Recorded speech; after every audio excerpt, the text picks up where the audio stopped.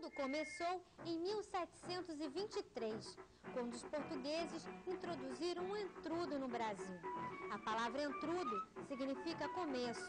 Era uma manifestação onde escravos e portugueses se misturavam e marcava o início da Quaresma. O entrudo é a ocupação da rua pelos escravos, que normalmente não podiam vir para a rua, de forma assim bem violenta. Eles jogavam detritos uns nos outros, saíam correndo. Era uma ocupação simbólica da rua, emblemática da rua, que podia fazer o que ele quisesse na rua. O entrudo sempre foi uma coisa que incomodou muito as autoridades e também o mundo dos brancos, não é? Porque o entrudo é associado ao escravo, associado, enfim, às pessoas pobres, miseráveis, não é?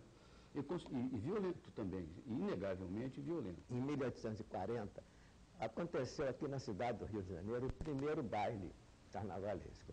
A gente começou a copiar a Europa. Da França vieram lança-perfume, a serpentina, as máscaras e fantasias.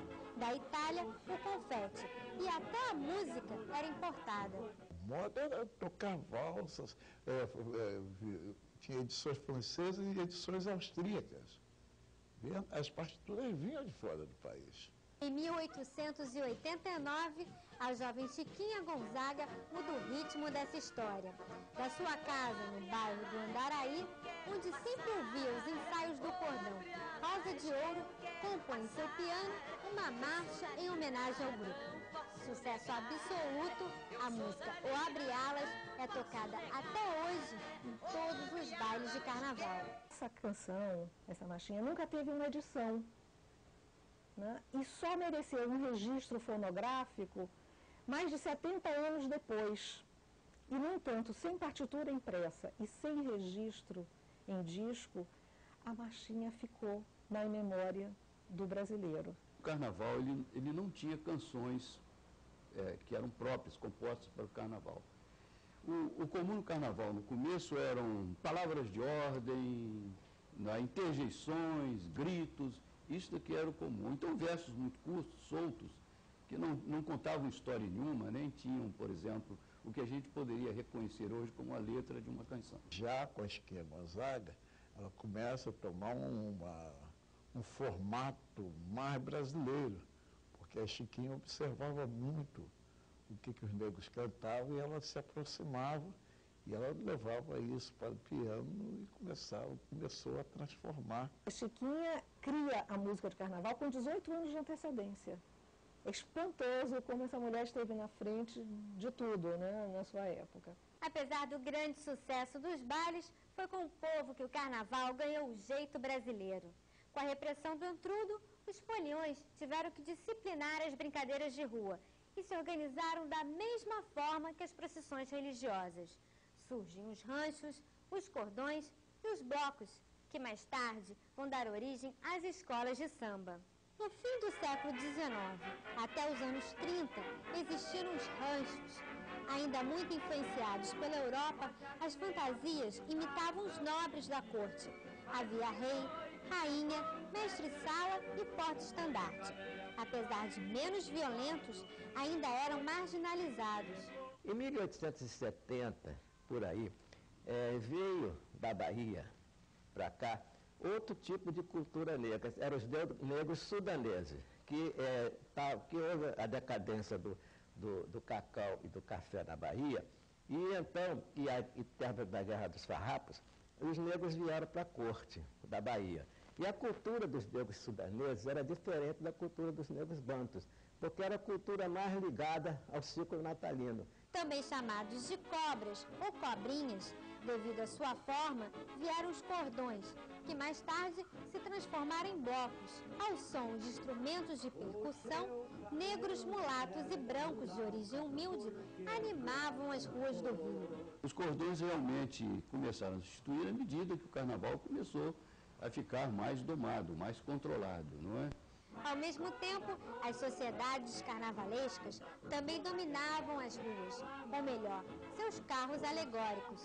De origem francesa, os carros tinham poder de crítica, servindo de porta-voz contra a escravatura. Em 1855, um pouquinho mais adiante, Então, os nossos jornalistas, pessoas mais de nível mais elevado, médicos e comerciantes, eles organizaram um grupo chamado Sumidades Carnavalescas, que era um grupo que visavam melhorar, fazer alguma coisa de diferente no carnaval. Então, eles importaram o carnaval que era feito na rua, na França, que era de carros alegóricos. Aos poucos, o carnaval foi perdendo dinheiro. As grandes sociedades não podiam mais bancar a festa. Em 1933, o poder público teve que intervir para a festa não acabar. A reordenação urbana do Rio de Janeiro, que começa pelo começo do século XX, é que veio facultar, em grande parte, essa ordenação que dá, finalmente, nos desfiles das escolas de samba. Getúlio Vargas já sugere a criação da União das Escolas de Samba. Ele bota lá alguém dele para ajudar nisso tudo, aí para unir, para congregar. E as escolas de samba também já começam dessa década, do final da década de 20, toda a década de 30. A primeira escola de samba considerada foi fundada em 1928, deixa falar do Estácio. E ainda era bloco, a estrutura era de bloco. Na década de 60, nos salões do Teatro Municipal e do Copacabana Palace se concentravam as classes mais elevadas e convidados como Carmen Miranda e Marta Rocha. O desfile nas ruas já era o maior evento brasileiro. Hoje conhecida no mundo, é realmente o Carnaval Carioca. A extraordinária beleza das fantasias. A Avenida Central, hoje atual Avenida Rio Branco, ficou pequena para os foliões. As escolas foram para a Rua Presidente Vargas, onde eram montadas arquibancadas todo ano para o público assistir ao desfile. Era o carnaval do monta e desmonta.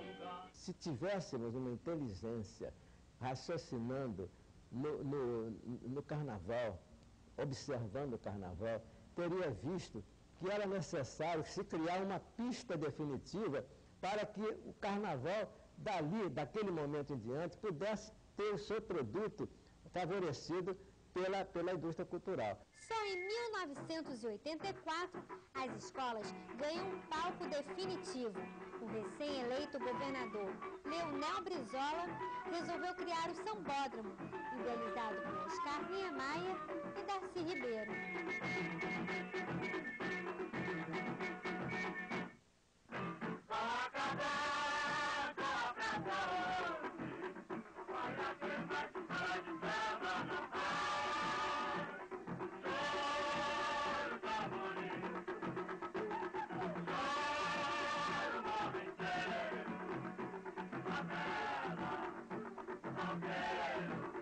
Com 700 metros de extensão, 85 mil metros quadrados e capacidade para 600 mil pessoas, foi construído em apenas 3 meses, o que levou muita gente a duvidar da resistência da estrutura.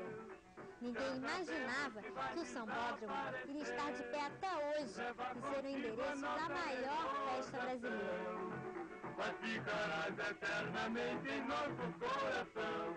E algum dia novamente